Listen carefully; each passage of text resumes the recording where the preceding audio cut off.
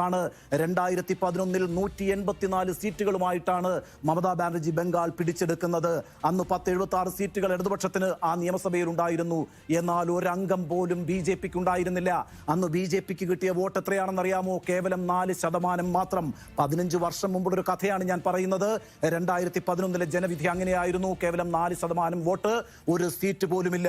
എന്നാൽ തൊട്ടടുത്ത തെരഞ്ഞെടുപ്പിൽ, അതായത് 2016 നിയമസഭാ തെരഞ്ഞെടുപ്പിൽ BJP ഒരു വളർച്ച കാണിക്കുന്നത് കാണാം. അവർ ആദ്യമായി ബംഗാൾ നിയമസഭയിൽ അക്കൗണ്ട് തുറന്നു. ആ തെരഞ്ഞെടുപ്പിൽ അവർക്ക് 3 സീറ്റുകളാണ് കിട്ടിയത്. അവരുടെ വോട്ട് ശതമാനം കേവലം 3-ൽ നിന്ന് 4-ൽ നിന്ന് 10% ഉയർന്നു. അതായത് 10% വോട്ട്, 3 സീറ്റ്. ഇതാണ് 2016 BJPയുടെ ബംഗാളിലെ സ്ഥിതി എന്ന് പറയുന്നത്. അവസാനത്തെ തെരഞ്ഞെടുപ്പ് നടന്നത് 2021 കേട്ടോ. 2021 ഒരു കുതിച്ചു ചാട്ടമാണ് BJP ബംഗാളിൽ കാഴ്ചവെച്ചത്. അവർക്കുണ്ടായിരുന്നത് ഞാൻ നേരത്തെ സൂചിപ്പിച്ചതുപോലെ കേവലം 3 സീറ്റുകളായിരുന്നെങ്കിൽ 2021 നിയമസഭാ തെരഞ്ഞെടുപ്പിൽ 77 സീറ്റുകളായിട്ട് അവരുടെ അംഗബലം വർദ്ധിപ്പിക്കുന്നതാണ് കണ്ടത്. 25 ടൈംസ് ആണ് കേട്ടോ.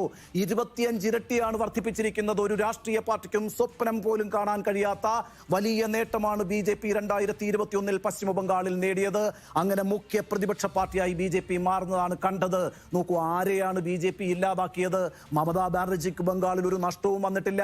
2021 നിയമസഭാ തെരഞ്ഞെടുപ്പിൽ ഞാൻ നേരത്തെ സൂചിപ്പിച്ചല്ലോ, 215 സീറ്റുകളാണ് മമത നേടിയത്. 3-2 ഭൂരിപക്ഷമാണ് നേടിയത്.